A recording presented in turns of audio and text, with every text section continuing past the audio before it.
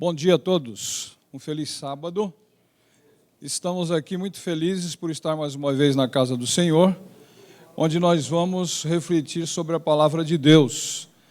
E eu convido você que está em casa também para ficar ligado conosco aí, que eu tenho certeza que você vai ser ricamente abençoado. E nós vamos dar continuidade nesse culto. E eu vou refletir com todos que estão aqui, estão em casa, aquilo que Deus colocou no meu coração nesta manhã. Nós vamos, antes de abrir a palavra de Deus, nós vamos fazer uma oração e pedir que o Espírito Santo nos guie nessa reflexão desta manhã. Feche os seus olhos, vocês que estão aqui, e você que está em casa também, ore comigo em nome de Jesus. Pai querido, em nome de Jesus entramos na Tua presença agora, Pai querido. Agradecidos por estarmos tendo a oportunidade de viver mais um sábado na Sua presença. Mas agradecidos também porque agora nós temos a oportunidade de refletirmos sobre a Sua palavra, a Sua santa e bendita palavra. Pelo privilégio que temos agora de nos alimentar com a Sua palavra, Pai querido, e que traz direção para a nossa vida, que traz consolo, que traz esperança, que traz estratégia para cada um de nós. Então, muito obrigado por esse momento. Eu te peço agora humildemente que o Senhor me use como instrumento nas Suas mãos, que o Senhor apareça e eu desapareça, Pai querido, mas com isso eu estou dizendo que o Seu nome seja engrandecido nesse momento, através dessa reflexão. Continua conosco em nome de Jesus. Abençoa quem está sintonizado conosco em alguma mídia social aqui do Espaço Novo Tempo. Que esta pessoa que está ouvindo aqui ou que está assistindo, ou vai assistir a qualquer momento, que de repente não será hoje, que ele possa ser abençoado através desta palavra em nome de Jesus. Pai querido, muito obrigado por tudo e continua conosco no decorrer desses momentos que vamos passar juntos aqui. Em nome de Jesus e graças a Deus. Amém. Muito bem. O que Deus colocou no meu coração nesta manhã para nós refletirmos, e se fosse dar um título para essa pregação, eu diria assim: Deus responde às nossas orações, ou Deus responde à sua oração, Deus responde à minha oração. E nós vamos contextualizar isso com uma história muito conhecida de todo cristão. Nós vamos falar da conversão de Saulo, que se converte e depois passa a usar o nome de Paulo, Saulo de Tarso. Então nós vamos ver o que essa conversão traz para nós nesta manhã, como elemento para que a gente continue firme, mas principalmente reconhecendo o agir de Deus na vida daquele que realmente Ele quer e procura agir. Ou seja, foi na vida de Saulo, Deus escolheu agora para que esse homem se convertesse, e não foi também diferente na minha vida e na sua vida de repente. Se eu estou aqui, se você está aqui, é porque esse mesmo Jesus que alcançou Saulo, alcançou a mim e alcançou a você. E por isso que nós estamos aqui firmes, seguindo os seus mandamentos, fazendo aquilo que Ele nos manda, e, na verdade, esperando Ele voltar, porque a nossa maior esperança é a volta de Jesus. E nós continuamos aqui, então, firmes no caminho do Senhor, não por nosso mérito, por nossa força, mas Ele é que acaba nos dando condições de caminhar firmes, aguardando a volta dEle, para a gente morar eternamente com Ele no céu. Muito bem. Antes de ler o capítulo de Atos, que fala da história da conversão de Saulo, vamos conhecer um pouquinho quem era Saulo. Saulo, ele nasceu no ano 5º da era cristã. Ele nasceu em Tarso. Essa cidade era uma cidade assim muito preparada academicamente. Ela era e Saulo era muito culto. Ele teve como mestre, nos seus ensinamentos religiosos, ele teve Gamaliel, que era o mestre da época, que ensinava, e todos acho que gostariam de ter estudado aos pés de Gamaliel, ou seja, instruído por Gamaliel. E Saulo, então, ele era muito culto, ele era poliglota, ele falava vários idiomas, e, na verdade, ele era um judeu, mas ele também tinha, eu vou falar disso mais para frente, ele também tinha a cidadania romana, porque os seus pais tinham cidadania romana. Então, ele era judeu, mas tinha também direito à cidadania romana. Muito bem, Saulo, ele era muito preparado, então, academicamente. se a gente, nossa reflexão não é sobre isso, mas vale a pena a gente lembrar que quando a gente fala de temperamentos, né, de comportamentos, na verdade, de temperamentos das pessoas, nós temos 4 tipos de temperamento que a gente conhece, né, quando a gente vai estudar a respeito disso. Um dos temperamentos, ele é chamado colérico. O outro temperamento é sanguíneo. O outro temperamento é melancólico. E tem um outro que é chamado fleumático. E, na verdade, Saulo era colérico. Então, Saulo era colérico, extremamente, na verdade, colérico, e são pessoas mais pragmáticas, racionais. E Saulo, ele tinha uma função, e nós vamos também falar um pouco mais para frente, ele começou a perseguir os cristãos, e nós vamos ver por que ele começou a perseguir os cristãos. E ele, se você ler a história dele, você vai perceber que ele tinha convicção do que estava fazendo, que estava certo o que ele estava fazendo. E ele seguia fielmente aquilo que tinham pedido para ele, aquilo que ele tinha na consciência dele e no temperamento dele, e ele fazia bem isso daí, ele achava que era o certo. E nós vamos ver depois que ele estava tremendamente enganados, né? Já que nós falamos aqui rapidamente desses temperamentos, então o colérico, então, ele é mais razão, ele é mais racional. O sanguíneo, na verdade, é mais emoção, mais momento, mais explosão. O fleumático fica muito em dúvida, fica em cima do muro. Agora, o melancólico não, o melancólico a coisa começa a pegar e ele não sabe nem direito o que está acontecendo, ele já está chorando, né? Já está triste, chorando pelos cantos. Mas a gente podia pensar agora, eu disse que a nossa reflexão não é sobre temperamento, mas já que nós falamos desses 4 temperamentos, e alguém, de repente, pode estar pensando assim, puxa vida, qual que é o melhor temperamento, então, né? Então, fica tranquilo, meu irmão, você que está nos assistindo, você que está aqui também, porque é o seguinte, nós temos que fazer agora um equilíbrio desses temperamentos, né? Então, já pensou se você é colérico e casa com alguém colérico? De repente vai dar faísca, né? Então, o nosso Deus, ele sabe fazer as coisas. Então, os relacionamentos, nós vamos nos relacionar com pessoas de vários temperamentos, porém, vai haver um equilíbrio aí, né? Então, fica tranquilo que o seu temperamento, o temperamento que você acha que você é, ou que você desenvolve, ou desenvolveu, não fica se sentindo aí magoado agora e sabe, puxa, meu temperamento é o pior, eu gostaria de ser, então, ter esse outro temperamento, mas, na verdade, se a gente for analisar, a gente tem um pouquinho de cada um, né? Só que tem um que se sobressai mais, né? Mas o Paulo, então, eu falei do temperamento dele, por quê? Porque ele fazia aquilo que ele fazia, que era perseguir os cristãos, e ele fazia isso achando que realmente era a coisa correta, né? Saulo também tinha uma base religiosa muito sólida, né? Saulo tinha princípios judaicos, ele tinha convicções religiosas, teológicas, que para ele eram imutáveis, ele não mudava de opinião, era aquilo que ele tinha que fazer e pronto. Houve um tempo que Saulo tomou conhecimento do cristianismo, e aí, quando ele tomou conhecimento do cristianismo, o cristianismo estava, na verdade, surgindo, e essa onda do cristianismo começou a crescer, e Saulo foi observando e percebeu assim, puxa vida, nós temos que parar esse crescimento do cristianismo, porque senão nós estamos perdidos, porque eles estão crescendo muito. E Paulo começou, e nós vamos ler aqui o texto já, Paulo começou então a reunir pessoas, a reunir grupos, para agir, para interromper esse crescimento do cristianismo. Só que, felizmente, ele não conseguiu, e aí a gente vai ver que ele próprio toma agora uma decisão. Bom, já que eu não consegui, então eu mesmo vou agir. E aí nós vamos ver agora no texto que ele começa a agir. E aí ele vai perseguindo os cristãos, e no momento aqui que nós vamos ler agora, ele resolve perseguir os cristãos em Damasco. Ele vai lá para prender alguns cristãos e para maltratar esses cristãos. Então ele chega agora para o sacerdote, pega cartas autorizando ele ir até Damasco para perseguir esses cristãos. E nós vamos ver o que acontece então agora nesse texto que nós vamos ler agora nesse momento, sobre a saída de Paulo, ou de Saulo, ainda como Saulo, ida a Damasco para prender e para judiar daqueles cristãos. Então, eu gostaria que você em casa e você aqui, se pudesse abrir a sua Bíblia, abre em Atos capítulo 9, e nós vamos ler alguns versículos de Atos capítulo 9. Vamos começar pelo versículo número 1 de Atos.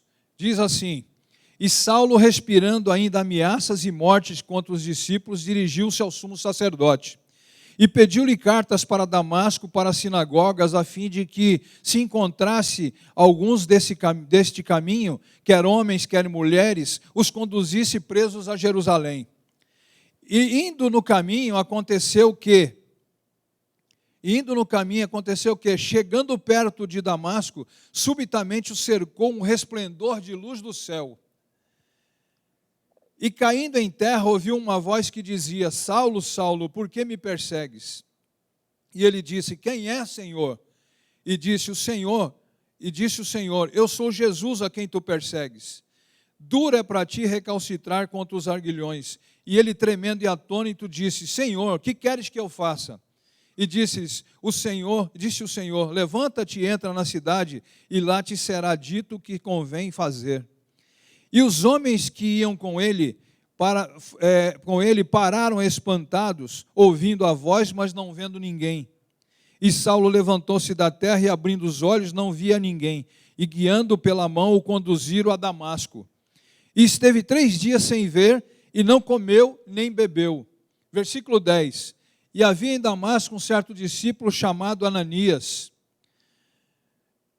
E disse-lhe o Senhor, em visão: Ananias, e ele respondeu: eis-me aqui, Senhor. E disse-lhe o Senhor: levanta-te e vai à rua chamada Direita, e pergunta em casa de Judas por um homem de Tarso chamado Saulo, pois eis que ele está orando. Versículo 12. E numa visão ele viu que estava um homem chamado Ananias, e punha sobre ele a mão para que tornasse a ver. E respondeu Ananias: Senhor, há muitos ouvi acerca deste homem, quantos males tem feito aos seus santos em Jerusalém. E aqui tem poder dos principais sacerdotes para prender e todos que invocam o teu nome. Disse-lhe, porém, o Senhor: vai, porque ele é para mim um vaso escolhido, para levar o meu nome diante dos gentios e dos reis e dos filhos de Israel. E eu lhe mostrarei quanto deve padecer pelo meu nome. E Ananias foi, entrou na casa e, impondo-lhe as mãos, disse: irmão Saulo, o Senhor Jesus, que te apareceu no caminho por onde vinhas, me enviou para que tornes a ver e seja cheio do Espírito. E logo lhe caíram dos olhos como que com umas escamas, imediatamente recuperou a vista e, levantando-se, foi batizado.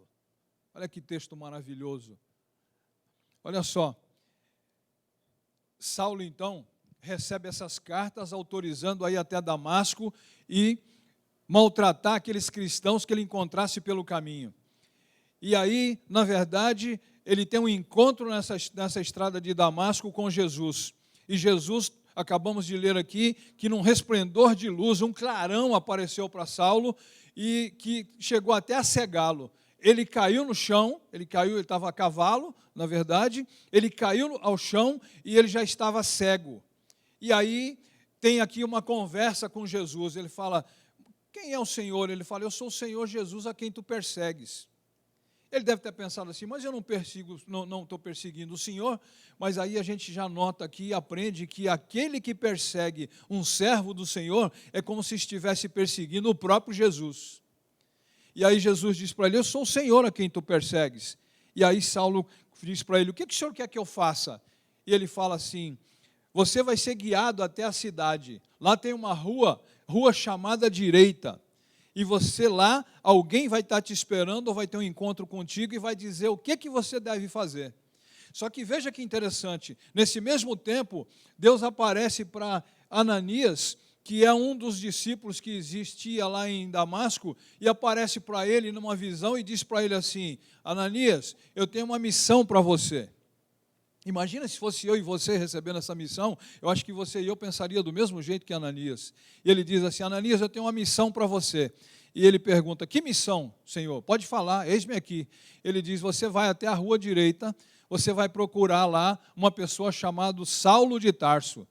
Quando Ananias escuta esse nome, aí ele deve ter pensado, e eu também pensaria, e você pensaria: peraí, Saulo de Tarso, está falando daquela pessoa que eu conheço? Aquele que persegue os cristãos, aquele que mata os cristãos? Ele acabou de matar Estevão, apedrejado. Na verdade, ele consentiu com o apedrejamento de Estevão, né? Então, eu vou lá, eu vou ser morto também. Esse homem é muito perigoso.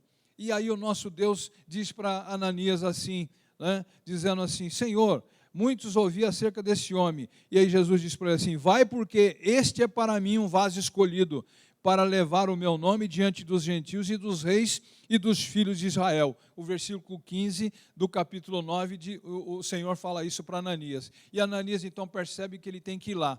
Quando ele vai, ele encontra Saulo e ele já chega, olha que maravilha a palavra de Deus, né? E o acontecimento. Quando Ananias entrou na casa, como Deus já tinha se revelado a ele, disse que aquele já era um vaso escolhido, olha como é que Ananias, ele se dirige a Saulo. No versículo 17, diz assim, e Ananias foi e entrou na casa e impondo-lhe as mãos, disse, irmão Saulo, o Senhor que você teve um encontro com ele no caminho, me mandou aqui. Me mandou aqui para quê? Enviou para que tornes a ver e seja cheio do Espírito. Quando Deus tem um encontro com aquele que Ele quer realmente transformar, Ele enche aquela pessoa, Ele converte e enche a pessoa do Espírito Santo. E você então fica agora capacitado para fazer a missão do Senhor, que é de levar o Evangelho àqueles que precisam. E com Saulo não foi diferente. Agora, tem uma particularidade interessante que eu quero comentar com todos que estão aqui e que estão nos vendo também por alguma mídia social. Saulo, a gente poderia ter uma dúvida da seguinte forma, o nome dele era Saulo, e depois ele passa a usar o nome de Paulo. Diferentemente, algumas pessoas podem até se equivocar e dizer que Deus mudou o nome de Saulo para Paulo. Na verdade, não foi isso. Deus mudou o nome, por exemplo, de Pedro, de Simão para Pedro, porque por causa do significado que Pedro tinha, na época, para a igreja que estava sendo formada. Então, Deus mudou o nome de Simão para Pedro.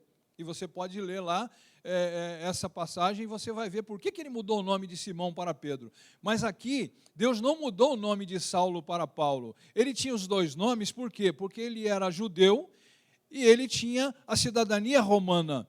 Então, na verdade, o Paulo é descendência da cidadania romana. Então, ele resolveu agora usar o nome Paulo, que era conhecido principalmente por alguns gentios. Então, ele toma agora a liberdade e começa a usar o nome de Paulo e esquece o nome Saulo. Muito bem. Depois que Ananias, então, orou e disse que ele foi cheio do Espírito Santo, o que acontece? Paulo agora vai começar a sua caminhada cristã, não como perseguidor dos cristãos, mas como agora um seguidor dos cristãos, e não como alguém que está perseguindo, mas agora é um seguidor dos cristãos. Só que antes de continuar também, nós temos que ver o seguinte, essa conversão de Paulo, ela não aconteceu por acaso. Deus também preparou, Deus, na verdade, preparou isso. Só que se você for voltar atrás um pouquinho aqui na Bíblia, e você verificar aqui no capítulo anterior, no capítulo 7, por exemplo, você vai ver uma história que fala da morte de Estevão, né?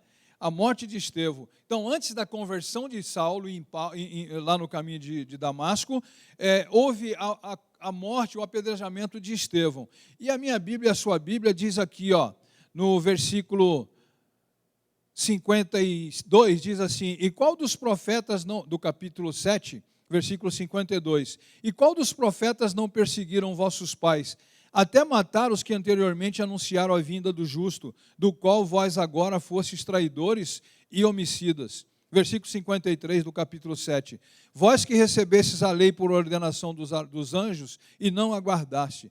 54, e ouvindo eles isto, enfureciam-se em seus corações e rangiam os dentes contra ele. Aqui nós estamos vendo que Estevão, ele era um dos diáconos da época, e tinha vários diáconos, e ele era um deles, que cuidava dos órfãos, das viúvas. Então, na verdade, ele era um homem que fazia grandes prodígios. E isso estava enfurecendo aquele povo da época. E aí, continuando, diz assim, no versículo 55, mas ele estando cheio, Estevão, né? Mas ele estando cheio do Espírito Santo, fixando os olhos no céu, viu a glória de Deus e Jesus que estava à direita de Deus. Então, veja bem, ele está para ser apedrejado, ele está numa roda, tem lá várias pessoas nessa roda, e ele no meio, ajoelhado, para ser apedrejado. E, na verdade, quando ele está ali para ser apedrejado, tinha alguém que estava presente ali naquele momento. Era um jovem, que era jovem ainda, que era Saulo. Saulo estava ali, e diz até que as roupas que tiraram de Estevão foram colocadas aos pés de Saulo. Então, Saulo, que perseguia os cristãos, estava ali naquele momento coordenando toda aquela ação que levaria à morte e ao apedrejamento de Estevão. Só que você vai ver que algo magnífico vai acontecer aqui nos versículos seguintes. Na hora que Estevão estava ali ajoelhado, estava para morrer, ele teve essa visão dos céus, que eu acabei de ler. E eis que vejo os céus abertos, e o Filho do Homem que está em pé, à mão direita de Deus. Ou seja, Estevão estava para morrer e teve essa visão dos céus, e viu Jesus à destra do Pai. O próximo versículo diz assim, que essas pessoas que estavam ali, macumunadas para fazer isso com Estevão, ou seja, apedrejá-lo, quando ele falava das coisas de Deus e demonstrava essa confiança, no versículo 57 diz assim, mas eles gritaram com grande voz, taparam os seus ouvidos e arremeteram unânimes contra ele. Ou seja, aquele povo que estava ali para apedrejar Estevão, quando Estevão estava demonstrando aquela confiança em Deus, aquilo perturbava aquelas pessoas que estavam ali intentando contra a sua vida. E o versículo está dizendo para mim e para você assim, que eles tampavam até os ouvidos para não escutar o que Estevão estava falando. Eu percebo aqui, nesse versículo, quando diz que eles tampavam os ouvidos para não escutar o que Estevão estava dizendo, é o seguinte, o que Deus, como ele falou no versículo anterior, que Estevão estava cheio do Espírito Santo, então ele estava conectado com Deus naquele momento, sabendo que ia morrer, mas estava confiante que estava firme com o Senhor. Aí essas pessoas tapam os ouvidos, porque o que ele estava falando, a forma como ele estava agora convivendo com aquela situação que de repente daria vontade até de fugir ou coisa parecida daquela situação, e ele estava confiante em Deus, sabendo o que ia acontecer, ele demonstra essa confiança, e isso estava perturbando aquelas pessoas que estavam ali, que intentando contra a sua vida. A gente poderia até arriscar, eu não gosto de falar coisas que não estão na Bíblia, a gente aprende isso, que é para falar o que está aqui. Mas quando você lê esse texto, você vai me permitir agora imaginar o seguinte, quando eles dizem aqui que tapar os ouvidos, é porque aquela reação de Estevão, aquilo estava mexendo tanto com eles, que eles poderiam, até pela ação de Deus, ser convertidos. Por que não? Porque é difícil você... Veja bem, Estevão está passando por uma situação difícil. Eu e você temos também problemas nesse mundo, temos situações que a gente passa que de repente dá vontade de fugir. A Bíblia fala que quando vem alguns problemas para nós, dá vontade de a gente criar asas e fugir daquele problema para ver se melhora. A gente depois entende que não vale, não tem como fugir. Você pode fugir para onde você quiser, você pode se enfiar na terra, até a profundidade da terra, você pode ir no mais alto que você puder, que o problema vai estar lá. Você tem que resolver os problemas. E você tem que confiar em quem? Em Deus, porque sozinho tem problemas que a gente não consegue resolver. E essa confiança que Estevão agora demonstra nesse momento difícil, é uma confiança que nós estamos aqui aprendendo ou relembrando, que a confiança que nós temos que ter em Deus, apesar da adversidade que a gente esteja passando, mesmo que seja a morte, mesmo que seja um problema sério que parece que não tem solução. Mas agora veja que magnífico, nós falamos do encontro de Saulo com Jesus na estrada de Damasco. Isso não aconteceu por acaso. E agora eu vou ler para você um versículo que chama muito a minha atenção e deve chamar a sua também. Por que Jesus encontrou com Saulo no caminho de Damasco, quando ele estava indo perseguir o povo? Olha só, vamos continuar lendo. Versículo 58, expulsando da cidade o apedrejaram Estevão, e as testemunhas depuseram as suas capas aos pés de um homem chamado Saulo. 59, e apedrejaram a Estevão, que em invocação dizia, Senhor Jesus, recebe o meu espírito. Ele estava sabendo que ele ia morrer, e ele está entregando o espírito dele a Jesus. Agora, veja agora o versículo 60. O versículo 60, ele vai dizer assim, e pondo-se de joelhos, Estevão se colocou de joelho, clamou em grande voz, todo mundo estava escutando ele clamar, e ele disse o seguinte, ele fez uma oração a Deus, ele disse assim, Senhor, não lhes imputes esse pecado, e tendo disso isso, adormeceu, ou seja, morreu apedrejado. Veja bem, Deus responde às nossas orações, eu disse que o tema desse sermão poderia ser isso, Deus responde às nossas orações, creia nisso. Deus já respondeu muitas orações minhas. Deus já respondeu muitas orações suas. Tem orações que Ele não respondeu ainda, mas no tempo certo Ele vai responder. Creia nisso. Se você não alcançou a tua bênção ainda, espera no Senhor. O Senhor sabe qual é a melhor hora para te abençoar. Mas você não pode desistir, você tem que ficar firme com o Senhor, porque só Ele vai te dar o livramento e vai te dar a vitória. Amém? Muito bem, então Estevão fez essa oração, e essa oração faz a mim e a você pensar o seguinte aqui, refletir aqui agora. Ele disse assim: Senhor, eu perdoo os meus assassinos, e eu gostaria que o Senhor também perdoasse. Ele está pedindo para Deus. Por que ele está pedindo? Porque um dia eu quero encontrar eles no céu. Olha que maravilha. Tem muita gente por aí que de repente está amargando uma falta de perdão já faz anos. Está doente por causa disso, porque a falta de perdão traz doença, a Bíblia fala, você adoece, né?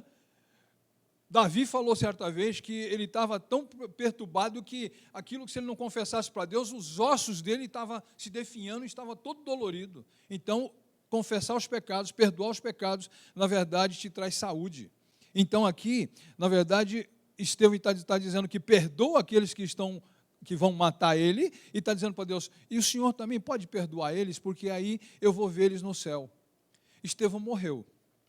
Ele não viu ainda, né, o poder da oração que ele fez, porque ele está descansando ainda. Mas ele vai ver, quando ele chegar no céu, quando Jesus voltar e ele estiver no céu, ele vai ver que a oração dele foi respondida. Sabe quando foi respondida? Lá no caminho de Damasco.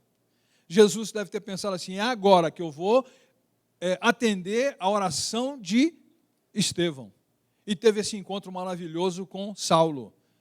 Derrubou ele do cavalo, cegou ele vai e se encontra com Ananias, Ananias põe as mãos em cima da sua cabeça, impõe as mãos, na verdade batiza ele e ele fica cheio do Espírito Santo. A gente poderia deduzir aqui agora o seguinte, né? Ananias estava com medo de se encontrar com Saulo, porque ele era perigoso. Agora ele já chega lá, quando Deus se revelou para ele, já chega lá chamando ele de irmão. Quer dizer, ô irmão, quer dizer, está tudo em paz, que não é mais aquele homem perigoso. Deus falou para ele assim, eu já mudei o coração dele. Eu já mudei a mente dele, agora ele é um dos nossos. Pode ir lá. E ele foi. E aí, na verdade,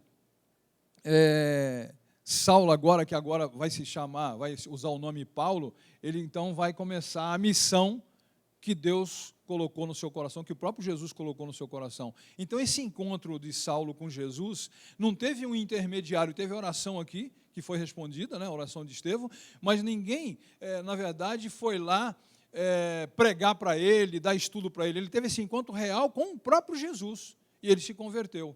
Agora Ananias, né, com certeza chegou lá, você vai ler aqui mais para frente que Ananias foi, aceitou o convite de Jesus, foi lá, falou com Saulo, impôs as suas mãos, ele ficou cheio do Espírito Santo, deve ter dado um estudo bíblico para ele e depois batizou ele. Olha que maravilha. Então, eu pergunto para mim e para você, nessa situação aqui, que a gente está contextualizando, está refletindo. Nós temos problemas, mas apesar dos problemas que a gente está passando, nós não podemos ignorar que nós temos que continuar a missão, apesar dos problemas. Uma vez eu pensei algo errado, há muitos anos atrás. Eu confesso que a gente vai aprendendo, cada dia que a gente vai estudando a palavra de Deus, a gente vai aprendendo mais. E tinha coisas que eu não sabia. Hoje, graças a Deus, Deus já se revelou a mim, eu sei. Mas eu pensava assim, duas coisas que eu pensava. Quem está com Deus, os problemas acabaram. Veio para Jesus, aceitou Jesus, os problemas acabaram. Mentira. Você vem para Jesus, Ele não garante que você vem para Ele, você aceita Ele e teus problemas vão acabar. Mas agora Ele garante o seguinte, que Ele pode não te tirar do problema, mas Ele vai estar com você dentro daquele problema e passando por aquele problema, passando por aquela tribulação e te dando a vitória. Então, eu pensava que eu estava com Jesus e estava tudo resolvido, mas não.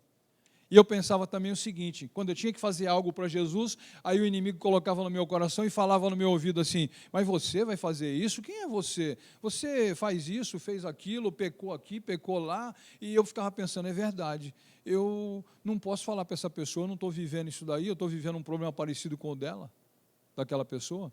E aí o inimigo começa a te paralisar. Mas, na verdade, você não pode pensar assim, não. Porque quem vai fazer a obra não é você, quem vai fazer a obra é o Espírito Santo. Então, nós não podemos paralisar a nossa missão, a missão que Deus confiou a mim e a você, por causa dos problemas. Muito bem.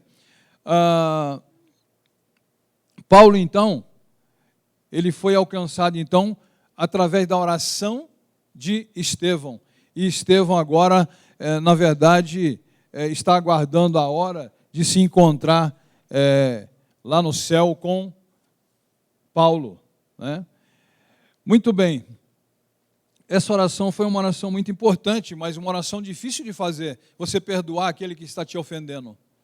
Muito difícil. Alguém está te ofendendo, e você diz para Deus, eu perdoo ele. É uma ação muito difícil. Você não toma essa ação sozinho. É o Espírito Santo que te induz a tomar essa atitude, porque você sozinho, você não consegue, né? Muito bem. Propõe no seu coração hoje, você que tem que perdoar alguém, propõe no seu coração perdoar, você será o maior beneficiado. Pensa nisso. Estevão poderia se revoltar, não poderia? Dizer assim, Senhor, eu sou servo seu, eu sou um escolhido, por que tudo isso está acontecendo comigo? Cadê o seu livramento? Onde está o Senhor? O Senhor não está vendo isso que está acontecendo, eu estou aqui para ser morto, apedrejado. Ele poderia se revoltar, mas não fez isso. E por que tem pessoas que se revoltam, então? Por coisas menores, querem abandonar tudo, a igreja, a fé, e voltar para o Egito, voltar para o mundo. Muita gente quer desistir por causa dos problemas e fala assim, não, eu acho que eu vou retroceder, eu vou dar um... Tem uma palavra, tem uma frase que se fala muito por aí, que é assim, e você, como é que está? Eu estou dando um tempo. Isso é perigoso demais, dar um tempo com as coisas espirituais, sabia? Você vai dar um tempo, você fica longe de tudo, e aí você não vai ser alimentado, você não vai ter conexão com Deus, você não vai continuar com o seu relacionamento com Deus, tudo vai ser mais difícil para quem quer dar um tempo das coisas religiosas. Você pode dar tempo de qualquer outra coisa, também não é recomendar, mas se fosse para dar tempo, daria tempo de uma coisa qualquer aqui, mas não da sua comunhão com Deus. Eu não quero, ele se esqueceu de mim, eu estou sofrendo muito, então é o seguinte, eu vou dar um tempo, esse Deus acho que esqueceu de mim mesmo, não está nem olhando mais para mim. Não faça isso. Deus não se esquece. A palavra de Deus é que diz, não sou eu, ele diz assim, a palavra de Deus, que uma mãe pode esquecer do filho, mas o nosso Deus não esquece. Então, uma mãe dificilmente vai esquecer de um filho, mas olha o exemplo que ele está dando, né? Se uma mãe poderia esquecer do filho, não esquece, mas poderia, Deus não está dizendo, eu não esqueço. Então, na verdade, quando eu estive longe dele, longe do Senhor, ele não esqueceu de mim. Por isso que eu estou de volta aqui já faz alguns anos, por isso que eu estou firme com ele, porque ele se lembrou de mim. Já pensou se eu tivesse esquecido dele e ele tivesse esquecido de mim, eu não estaria aqui hoje? Minha família não estaria convertida. Então, ele não se esqueceu de mim. Quando eu voltei para ele estava de braços abertos para me receber. Né? Que você pense nisso. Então, que por coisas menores a gente não abandone o Evangelho, não abandone a igreja, não abandone a fé. Né? Mas Estevão disse em oração, daqui a pouco eu vou morrer, mas eu perdoo os meus assassinos e gostaria que o Senhor os perdoasse também, porque eu quero vê-los no céu. Esse era o objetivo da oração. Magnífico. A oração de Estevão foi ouvida por Deus, então, e Deus ouve as orações. De repente eu estou falando para alguém, uma mãe que está pedindo pelo filho. Eu já contei aqui, e como se encaixa de novo, eu vou repetir. Minha mãe orou por mim 15 anos para mim voltar para Jesus. Você já pensou se no primeiro ano ela desistisse e falasse assim, esse cabra não quer nada com Jesus não. Eu já orei um ano, ele não manifesta interesse nenhum em voltar para Jesus, eu vou parar de orar. Mas não, ela continuou com os joelhos dobrados e orando por mim, orando pela minha família, porque eu já era casado. Ela orou 15 anos e eu voltei para Jesus. Se a minha mãe desistisse, pode ser que eu não estivesse aqui. Então a oração dela foi ouvida por Deus. Assim como a oração de Estevão foi ouvida quando ele, na verdade, disse que perdoava aqueles agressores e aqueles assassinos. Muito bem. Então você que está orando e ainda não aconteceu nada, permanece firme. Deus está agindo a seu favor, creia nisso. Mesmo que você não veja a resposta da sua oração, Estevão não viu, mas na manhã da ressurreição, você verá o resultado da sua oração. Estevão, quando for ressuscitado nos últimos dias, ele vai ver lá Paulo, e ele vai dizer, a minha oração valeu. Olha ele aqui. Então, aquela pessoa que você está orando e está intercedendo com fé, você vai ter... Na verdade é o seguinte, eu creio que na ressurreição, nós vamos ver, quando Jesus voltar, nós vamos ter muitas surpresas. Surpresas maravilhosas. Você pode, de repente, pensar que alguém que você lembra não estaria ali, mas você vai ver que ele está ali e vai morar no céu e você vai ter a oportunidade de reencontrar essa pessoa, né? Principalmente se for um familiar. Então Estevão morreu e não viu a sua oração respondida. Até hoje, então, Estevão está esperando esse momento. Mas a oração foi respondida por Deus. Dias depois, momentos depois, quando Saulo estava então indo para Damasco, ele teve esse encontro, né? E Deus falou assim: hoje eu vou responder a oração então de Estevão.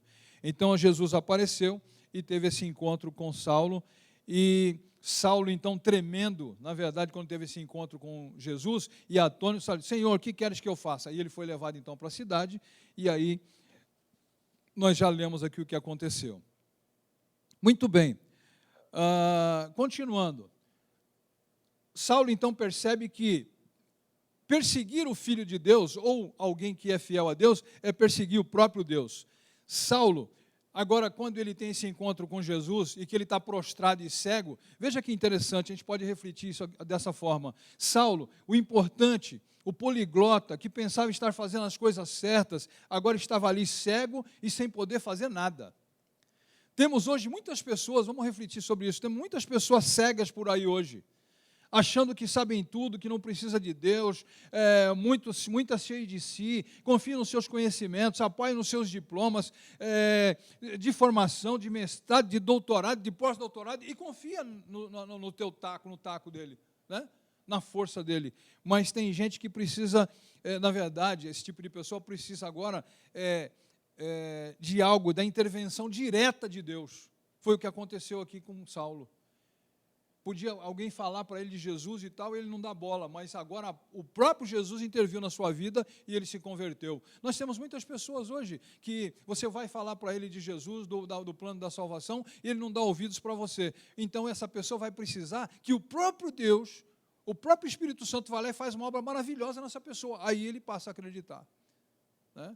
Você deve ter pessoas, eu tenho pessoas que eu já falei, amigos meus, eu falo, você é meu amigo, eu quero ver você no céu, cara. Eu não posso deixar de dizer para você que eu confio e acredito que vai ter um amanhã que Jesus vai voltar. Então eu estou te falando, você decide agora o que você vai fazer. E a pessoa fica dando um tempo e não se decide e tal. É só a intervenção realmente, né?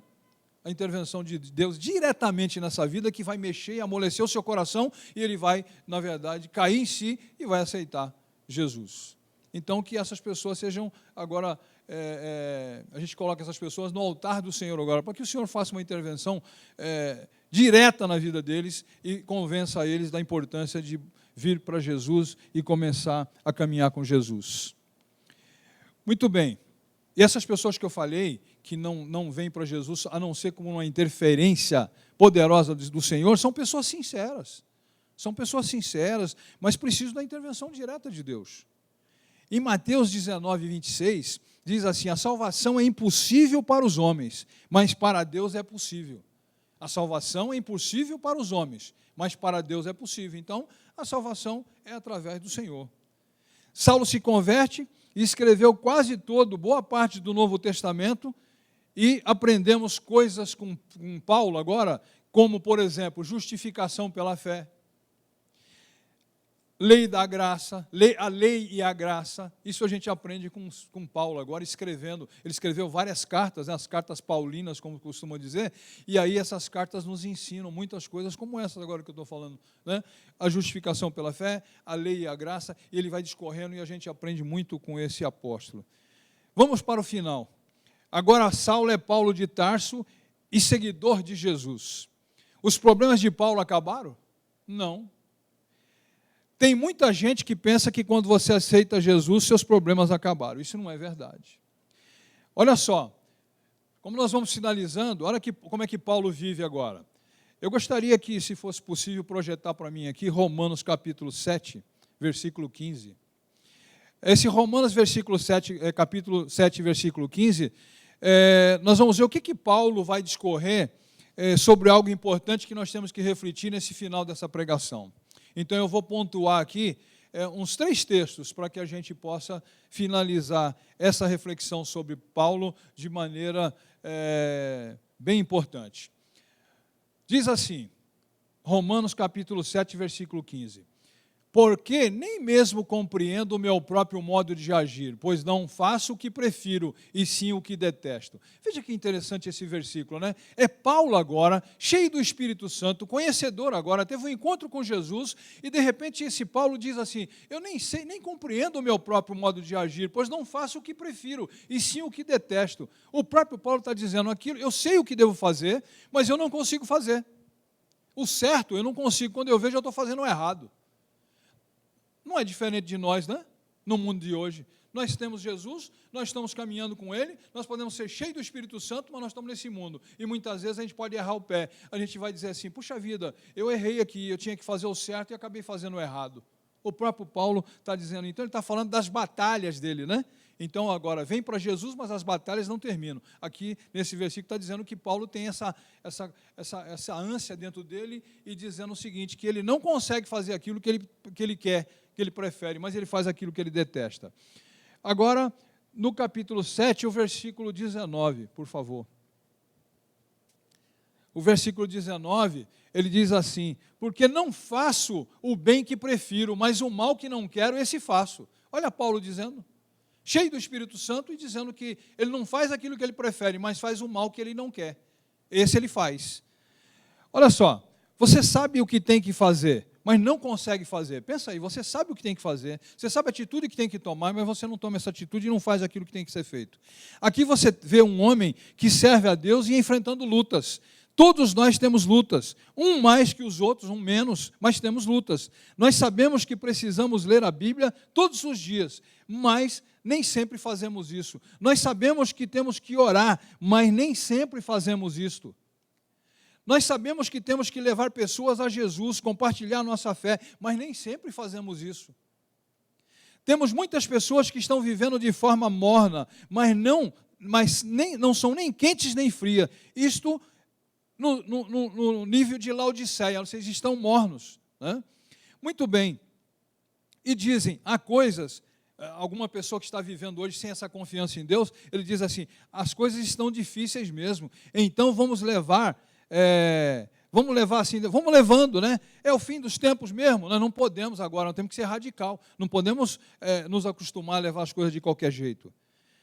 Dá para entender até isso, mas não podemos fazer isso. Quando você não conhece Jesus, você tem uma natureza carnal. Mas quando você conhece e recebe a natureza espiritual, entre si começa agora a gerar um conflito. É uma militação entre o bem e o mal. É o que Paulo acabou de dizer em Romanos. Aquilo que eu quero fazer, que eu sei que devo fazer, eu não estou fazendo. Então é o bem contra o mal. Qual que você vai alimentar mais? Você tem que alimentar mais as coisas espirituais e as coisas carnais têm que ser enfraquecida, até prevalecer as coisas espirituais. Isso é fácil? Não. Mas com a ajuda de Deus você consegue e eu consigo. Amém? Muito bem, nós temos que deixar a natureza carnal, então, ir morrendo e ficando fraca. Na hora das batalhas na hora das batalhas é que temos que perseverar, firmes na fé. Não só, não dê nenhum tempo. Romanos 8, verso 28, nós podemos projetar, por gentileza, Romanos 8, verso 28. E nós vamos finalizando aqui e dizendo como é que era a vida de Paulo, como é que Paulo vivia, mesmo tendo essas tribulações. Diz assim, Romanos 8, 28, sabemos que todas as coisas cooperam para o bem daqueles que amam a Deus, daqueles que são chamados segundo o seu propósito. O que Paulo está dizendo aqui? Essa compreensão faz toda a diferença, sabia? Demonstra o que é uma maturidade cristã. Senhor, ele está dizendo ali, apesar dos problemas, apesar das dificuldades, das adversidades, todas essas coisas cooperam para o bem daqueles que amam a Deus. Então eu te amo. E então eu não vou agora me perturbar e não vou dar tempo. Eu vou continuar firme e confiante no Senhor. As tribulações têm que nos levar a orar mais e então crescemos. O verso 35 do capítulo 8, por gentileza. Verso 35. Diz assim o verso 35. E nós vamos aprender um pouco mais aqui com Paulo. Capítulo 8, verso 35. Quem poderá nos separar do amor de Cristo? Será tribulação, angústia, perseguição, ou fome, ou nudez, ou perigo, ou espada? É Paulo perguntando, o que pode nos separar do amor de Deus? São essas coisas? Né? E aí, A tribulação pode, a angústia pode, a perseguição pode nos separar, a fome, a nudez, o perigo, a espada. E agora, se a gente fosse colocar mais algumas coisas, a gente poderia colocar assim, a crítica, o preconceito, as más línguas, a indiferença. Isso pode nos afastar de Deus? Não. E aí, nós vamos agora dizer o seguinte, capítulo... em primeiro, a história de Paulo fala da sua conversão. Depois, no 2, mostra as lutas que Paulo enfrentou. Depois, ele mostra a fé e a confirmação da promessa da confiança dele em Deus ou na Bíblia. Depois, alguma coisa pode nos separar do amor de Deus? Não, nada pode nos separar, então, da morte. Nada pode nos separar de Deus. Tem um texto, tem algo que diz na palavra de Deus o seguinte, que diz que nós somos mais que vencedores. No mundo, nós não temos esse linguajar. No mundo, alguém vence uma corrida, alguém vence uma luta, diz que ele é vencedor. Mas nós cristãos e nós que confiamos em Deus, ele está dizendo que nós somos mais que vencedores, ou seja, para nós tem algo a mais. Sabe o que tem? O céu, a vida eterna com Jesus. Então você é mais que, e você e eu, creia nisso, você que tem Jesus, que caminha com Ele, que você é pecador, mas Ele te ajuda nessa caminhada, você na verdade é mais que vencedor, você tem algo a mais, porque Jesus está contigo. Agora, por gentileza, para terminar, Gálatas capítulo 2, versículo 19 e 20, vamos ver Paulo terminando agora, e nos falando algo muito importante, em Gálatas capítulo 2, versículo 19, diz assim, porque eu, mediante a própria lei, morri para a lei, a fim de viver para Deus. Estou crucificado com Cristo. Ele fala, apesar dos problemas, agora é o seguinte, eu já morri. Agora, logo não sou eu mais quem vive, mas Cristo que vive em mim. E esse viver que agora tenho na carne, vivo pela fé no Filho de Deus, que me amou e a si mesmo se entregou por mim. Veja que maravilha. Nós temos que viver assim, apesar dos problemas, caminhamos com Jesus, vamos fazendo a sua missão, vamos demonstrando para as pessoas a nossa fé e falando para eles da nossa fé em Deus, e Deus vai nos abençoando e nós vamos ganhando almas para Ele. A Bíblia fala que quem ganha alma sábio é. Então vamos ganhar almas para o reino de Deus, vamos saquear o inferno e trazer as pessoas para o caminho do Senhor, né? E aqui Paulo está dizendo assim, já não sou mais eu quem vivo. Já pensou que maravilha você e eu poder dizer isso? Você aceitou Jesus, caminha com Ele, nada é mais importante do que estar com Jesus e vivendo com Ele e guiado por Ele. E aí eu e você podemos dizer que esse versículo seja para mim e para você, ó. Logo, já não sou eu, Joaci, que vive, mas Cristo que vive em mim. E esse viver que agora tenho na carne, vivo pela fé no Filho de Deus. Ou seja, você tem que ler esse versículo, colocar ele para a sua vida, mas saber o seguinte, que você não faz isso sozinho. É pela graça de Deus que você diz, agora já não sou mais eu que vivo, mas Cristo que vive em mim. Amém? Vamos orar? Que essa palavra possa ter ficado no seu coração, possa ter te estimulado e você possa querer caminhar com o Senhor firmemente. Feche os seus olhos. Senhor Deus e Pai, em nome de Jesus, nós estamos agradecidos porque refletimos sobre um texto conhecido, mas aquilo que o Senhor colocou no nosso coração, nós refletimos para aumentar a nossa fé, para, apesar dos problemas, nós caminharmos firmes com o Senhor e podermos dizer, como agora nesse último texto que nós lemos, que agora não é mais nós que vivemos, mas Cristo que vive em nós, e nós refletimos esse Jesus para aqueles que precisam conhecê-lo. Então, usa a cada um de nós nesta missão, é o que eu te peço, abençoa quem está em casa, que possa ter sido também abençoado, em nome de Jesus. Muito obrigado e graças a Deus. Amém.